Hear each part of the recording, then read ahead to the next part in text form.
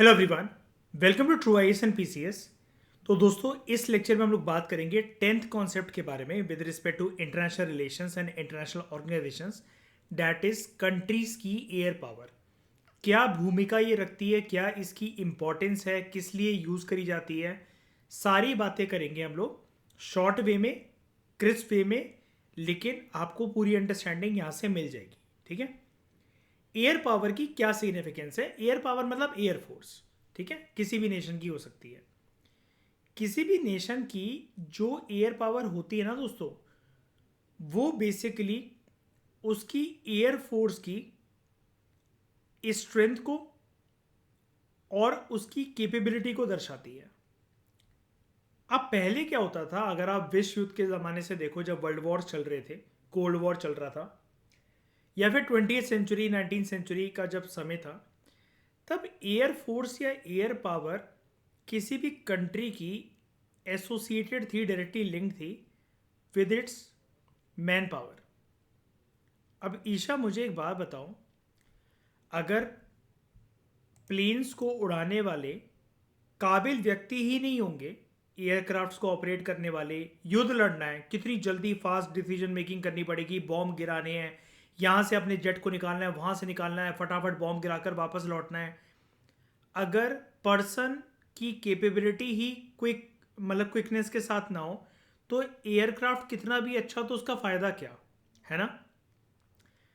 लेकिन आगे चलकर क्या हुआ, कंट्रीज ने थोड़ा सा मैन पावर की इंपॉर्टेंस को कम करा। थोड़ा सा, मैं ये नहीं कह रहा कि पूरा ख़त्म कर दिया, ख़त्म हो जाएगा अभी आने वाली सेंचुरीज में, आने वाले टाइम में, लेकिन मैन पावर की इंपॉर्टेंस कम कर दी with respect to air power.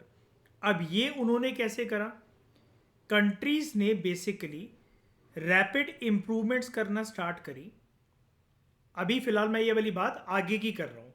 20th century में रैपिड इम्प्रूवमेंट हुई थी, लेकिन बहुत ज़्यादा भी नहीं हुई थी। आगे चलकर मैन पावर की इंपॉर्टेंस कम हो गई। जो जेट्स को, फाइटर जेट्स को जो उड़ाएंगे व्यक्ति, ठीक है, एयरफोर्स के अंदर जो केपेबल फाइटर जेट्स उड़ाने वाले जो व्यक्ति हैं, उनकी नीड पहले बहुत पड़ती थी कंट्रीज को। अब वो इंपॉर्टेंस जो कि मैं बोल रहा हूँ कैसे कम हो गई? Obviously through improvement in technologies. अब आधा काम तो आपके एयरक्राफ्ट में लगा हुआ, जेट्स में लगा हुआ जो रडार है, जो सिस्टम है, जो प्रिसीजन सिस्टम है। प्रिसीजन सिस्टम मतलब टारगेट को आइडेंटिफाई करके प्रॉपर उसी पर्टिकुलर बिल्डिंग, उसी पर्टिकुलर गली मोहल्ले, उस पर्टिकुलर गाड़ी के ऊपर ही अटैक होना चाहिए, आसपास की चीजें बच जानी चाहिए। ऐसी कंट्रीज ने टेक्नोलॉजी का निर्माण करा ताकि इंसान को बहुत ज़्यादा फोकस ना करना पड़े मल्टीपल चीज़ों पर ड्यूरिंग अ पर्टिकुलर वॉर। ये कंट्रीज की विभिन्न सरकारों ने सोचा।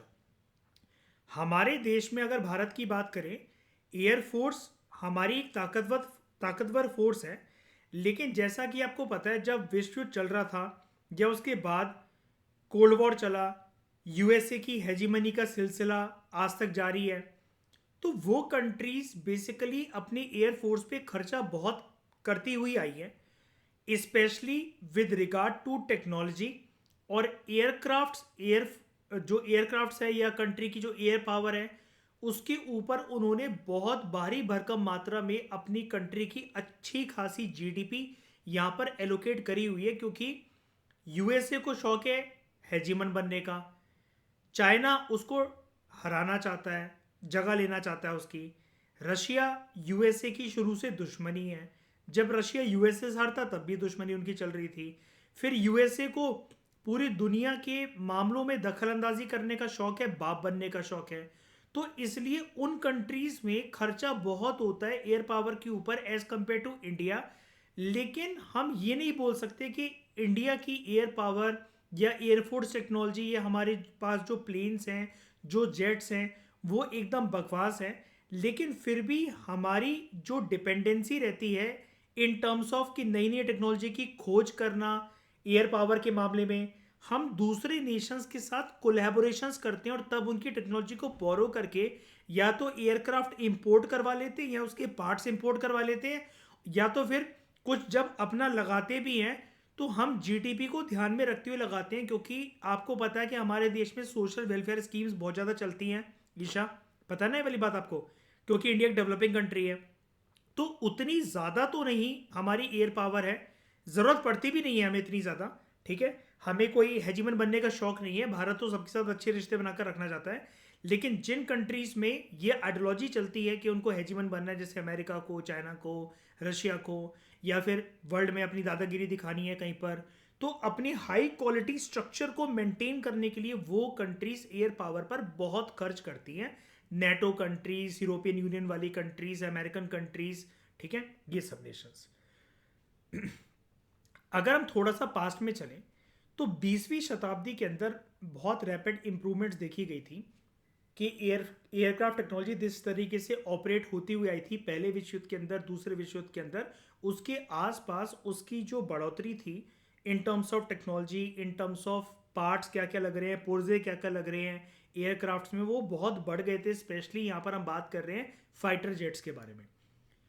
कंट्रीज ने अपने एयरक्राफ्ट्स का डिज़ाइन चेंज करा, ठीक है, सोफेस्टिकेटेड एयरक्राफ्ट्स बनाए बहुत ज़्यादा जो कहीं से भी होकर गुजर जाएंगे, बहुत क्विकनेस थी उनके अंदर।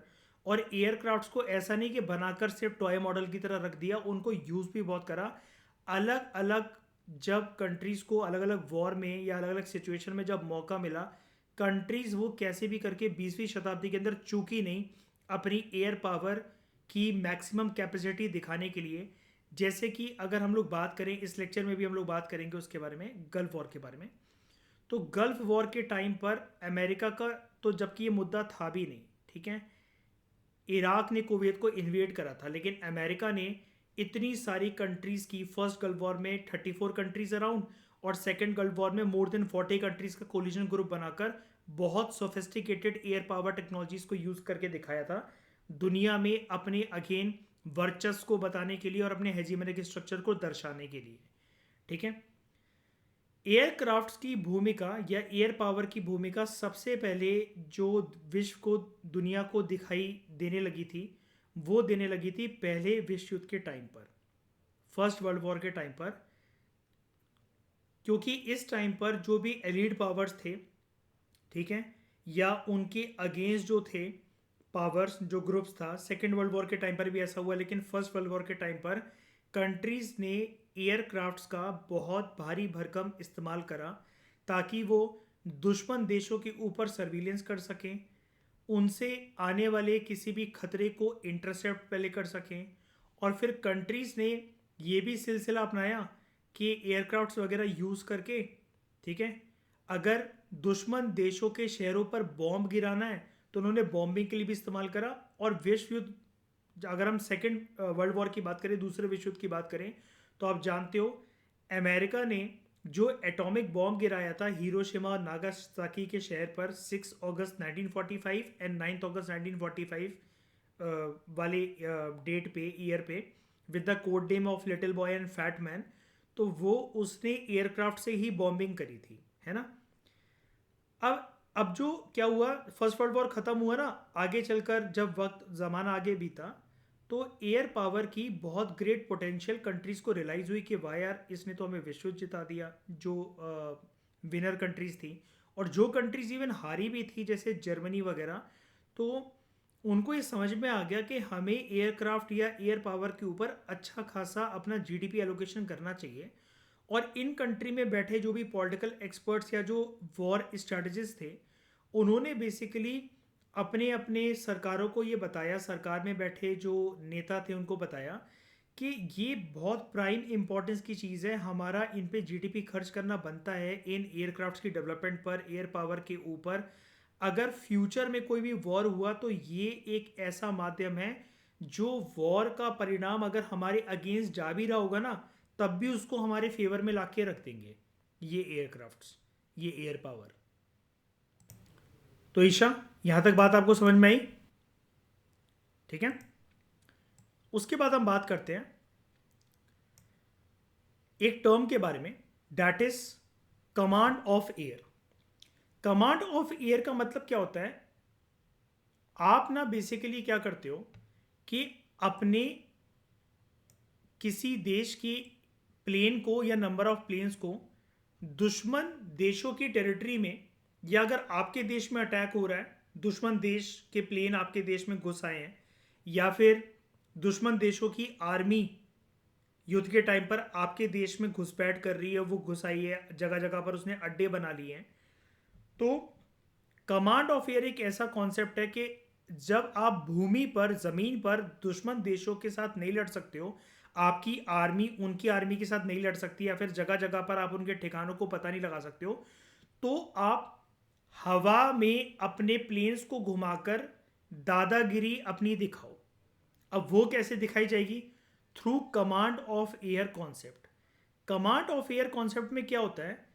कंट्री, ज्यादातर तो इस कॉन्सेप्ट के अंदर ऐसा देखा गया है when it comes to the concept of command of air, कि कंट्री ज्यादातर डिफेंसिव नहीं खेलती है, यहां पर ऑफेंसिव बॉम्बिंग करती है। अब ईशा मुझे एक बात बताओ, डिफेंसिव एक्शन या ऑफेंसिव एक्शन में से कौन सा पहला एक्शन होता है, मतलब फर्स्ट स्टेप कौन सा होता है? ऑफेंसिव, ठीक है, पहले अटैक कर देना। तो आपने दुश्मन देशों के एयर, बेसिकली जो उनका एयर सिस्टम है उसके ऊपर अपने प्लेन्स जो है वो घुमाना शुरू करें, और वो फिर क्या कर रहे हैं? ऑफेंसिव बॉम्बिंग कर रहे हैं कि आपको इस प्रकार से झंझोर कर, आपको इस प्रकार से तोड़कर रख देंगे कि आपके देश में कुछ बचेगा ही नहीं। नीचे देख रहे हो इस इमेज में ईशा, इन प्लेनों ने क्या क्या करा है कि पूरे शहर में, पूरे देश में आग लग गई, पूरा सिस्टम तहस नहस हो गया। तो जो डिसीजन मेकर्स हैं पहले तो वो यही सोचते रह जाएंगे कि हमें सिविलियंस को कैसे बचाना है, ये देश में अलग अलग जगह पर जो बॉम्ब गिर रहे हैं, ये इन हरकतों को कैसे, इन हरकतों से कैसे अपने देशवासियों को बचाना है, अपने इंफ्रास्ट्रक्चर को बचाना है, जान माल की हानि होने से रोकना है। तो बेसिकली कंट्रीज ने ये सोचा आगे चलकर, आफ्टर वर्ल्ड वॉर या ड्यूरिंग वर्ल्ड वॉर, कि एनिमी टारगेट्स को अगर हमें डिस्ट्रॉय करना है तो command of the air concept एक बढ़िया कॉन्सेप्ट है कि अपने एयरक्राफ्ट्स को ऑपरेट करवाओ दुश्मन टेरिटरी के ऊपर, बेसिकली उसके शहर के ऊपर या हवा में, और बॉम्ब्स यहाँ पर हम लोग गिराते हैं दूर से, ठीक है, जिसकी वजह से उन कंट्रीज के सिविलियन का जो मोरल है, और सत्ता में बैठे जो लोग डिसीजन मेकिंग कर रहे हैं उनका मोरल या उनके इरादे पूरी तरीके से चकनाचूर हो जाएंगे, जिससे हम उनके ऊपर एक प्रकार से साइकोलॉजिकल विजय को प्राप्त कर पाएंगे। जब आपने दुश्मन का बेसिकली क्या है कि मोरल ही तोड़ दिया, तो उसके अंदर उतनी उसके दुश्मन देशों के जो चाहे शासक हों चाहे प्रशासक हों, जो भी देश को चला रहे हो, सरकार में बैठे जो लोग हो, उधर का पीएम हो, प्राइम मिनिस्टर हो, प्रधानमंत्री हो, मुख्यमंत्री हो, कोई भी हो, प्रेसिडेंट हो, उनकी सरकार हो, उनका मंत्रिमंडल हो, वो बेसिकली अपने डिसीजन मेकिंग में क्या हो जाएंगे? कंट्री यहाँ पर क्या करने की कोशिश कर रही है? उनके डिसीजन सिस्टम को पैरालाइज करने की कोशिश कर रही है। अब क्या होता है? दूसरा विश्व युद्ध आता है। दूसरे विश्व युद्ध में जो एयर पावर की जो भूमिका देखी गई वो तो और भी ज्यादा बड़ी देखी गई as compare to first world war. अब यहां पर कंट्रीज ने स्ट्रेटेजिक बॉम्बिंग का इस्तेमाल करना शुरू करा, स्पेशली एलीड पावर्स ने। एलीड पावर्स के पास क्योंकि टेक्नोलॉजिकल नो हाउ वैसे ही बहुत बढ़िया था। अमेरिका जब तक उसके पर्ल हार्बर पर अटैक नहीं हुआ था जापान के द्वारा, तब तक तो वो एंटर नहीं करा था सेकेंड वर्ल्ड वॉर में, ये वाली बात मैंने आपको पहले भी बताई थी। लेकिन जब जापान ने अमेरिका के पर्ल हार्बर पर अटैक कर दिया था इस ओवर कॉन्फिडेंस के चलते कि जब हम एलीड पावर्स को हरा ही रहे हैं लगातार, ये भी हार जाएगा, फर्स्ट वर्ल्ड वॉर में इसने भी बहुत नुकसान पहुंचाया था हमें, और ये डर के मारे शायद से नहीं आ रहा है। लेकिन अमेरिका जो है वर्ल्ड वॉर 2 में पार्टिसिपेट करने से पहले, जब उसने एंट्री जैसी करी सेकेंड वर्ल्ड वॉर में, उसने तो जापान को हफ्ते भर में, कुछ दिनों के अंदर तहस नहस करके रख दिया। लिटिल बॉय और फैटमैन के नाम से एटॉमिक बॉम्ब जो उसने गिराए जापान के शहर पर, हिरोशिमा और नागासाकी में। तो बेसिकली ये देखा गया कि अमेरिका जो है वो बहुत ज़्यादा टेक्नोलॉजी के ऊपर काम कर रहा था, बस वो फिजूल की खर्ची नहीं चाहता था, इसलिए वो सेकेंड वर्ल्ड वॉर के अंदर एंटर नहीं कर रहा था। लेकिन attack on it's Pearl Harbor was a high provoking point, ठीक है, जिससे अमेरिका प्रवोक हुआ जापान की इस हरकत की वजह से, और वो दूसरे विश्व युद्ध में एंटर करने के लिए मजबूर हो जाता है। और जैसे ही वो एंटर करता है कुछ दिनों के अंदर दूसरे विश्व युद्ध का जो परिणाम है वो पूरा का पूरा एलीट पावर्स की तरफ शिफ्ट हो जाता है। लेकिन इस विश्व युद्ध की खास बात क्या थी कि यहाँ पर स्ट्रैटेजिक बॉम्बिंग का यूज करा गया था। लेकिन कंट्रीज ने फिर ये भी देखा दूसरे विश्व युद्ध के बाद, उनका जो एक्सपीरियंस रहा, उन्होंने कहा यार स्ट्रैटेजिक बॉम्बिंग वगैरह हमने करी, विश्व युद्ध लड़ रहे तो ऑब्वियसली बात है खर्चा वगैरह तो हो गई, ठीक है, जान माल की हानि तो होगी। लेकिन स्ट्रैटेजिक बॉम्बिंग का मतलब क्या होता है कि आप जो है अपने प्लेन उड़ा रहे हो, कहीं पर भी अंधाधुंध होते हुए आप प्लेन के थ्रू बॉम्ब्स को छोड़ रहे हो, फिर शहर में वो कहीं पर भी जाकर गिर रहे हैं। अब ये भी हो सकता है कि दुश्मन देशों के ऊपर आप बॉम्ब गिरा रहे हो, वहां पर आपकी कंट्री के जो फोर्सेस हो वो एंटर करके किसी ठिकानों पर बैठे हो, लेकिन प्लेन में एयरक्राफ्ट्स में एक चीज मिसिंग है, और वो है प्रिसीजन सिस्टम। मतलब प्रिसीजन सिस्टम का मतलब ये होता है ईशा कि एग्जैक्टली जो हमारा टारगेट है उस पर बॉम्ब गिर रहा है कि नहीं गिर रहा। अब एयरक्राफ्ट सेकेंड वर्ल्ड वॉर के टाइम पर जो यूज करे जाते थे कंट्रीज के द्वारा, वो प्रिसाइज टारगेट पे तो नहीं गिरा पाते थे। तो कंट्रीज का एक्सपीरियंस ये रहा कि स्ट्रेटेजिक बॉम्बिंग करना बहुत ही कॉस्टली अफेयर है, कभी कभार बहुत ज़्यादा इनएक्यूरेट हो सकता है, और इसकी वजह से कोलेट्रल डैमेज काफ़ी ज़्यादा हो सकता है।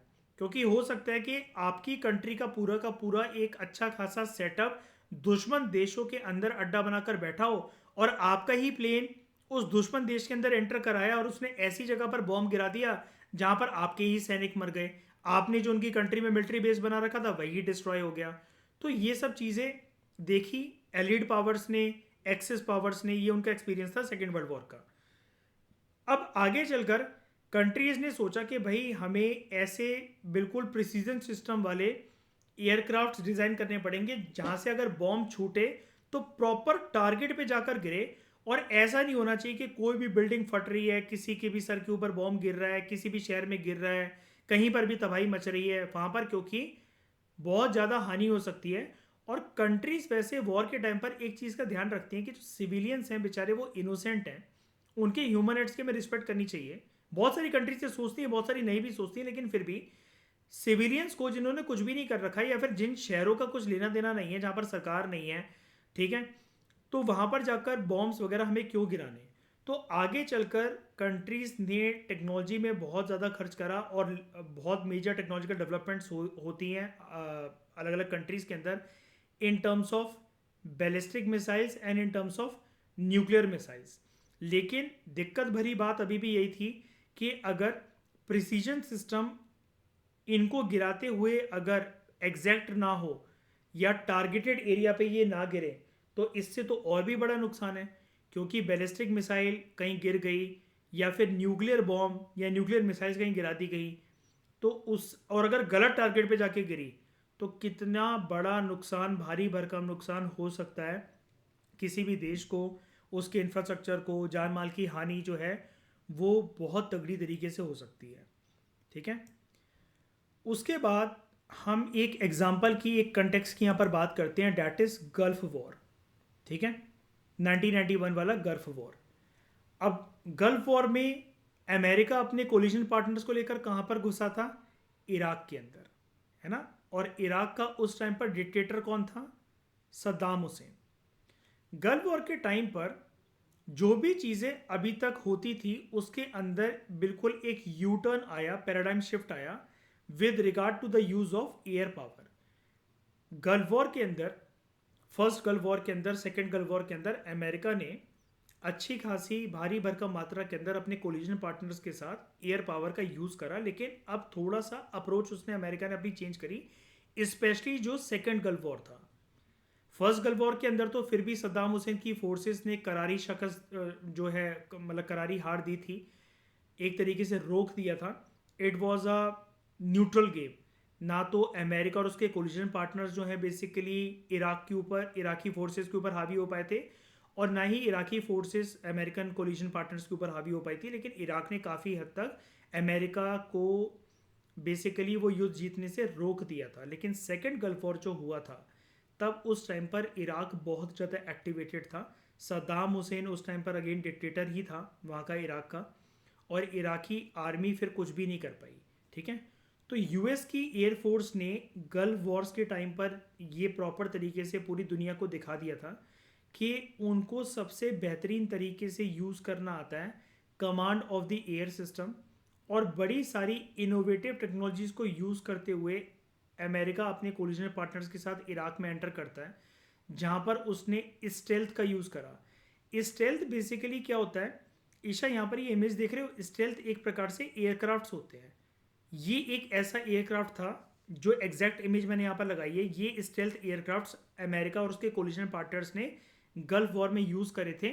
यहाँ पर क्या होता है कि इधर से नीचे से जो बॉम्ब या जो मिसाइल्स निकलती है ना, इसका प्रिसीजन सिस्टम बहुत स्ट्रांग होता है। प्रॉपर टारगेट पे जाकर, अगर एक बाइक के ऊपर भी आपको अटैक करना है, एक साइकिल के ऊपर भी अटैक करना है ना, आप यहीं से, इसके अंदर एक सिस्टम होता है, आप यहीं से लॉक कर दो उसको, और प्रॉपर वो उसी साइकिल के ऊपर जाकर मिसाइल गिरेगी और कहीं नहीं गिरेगी।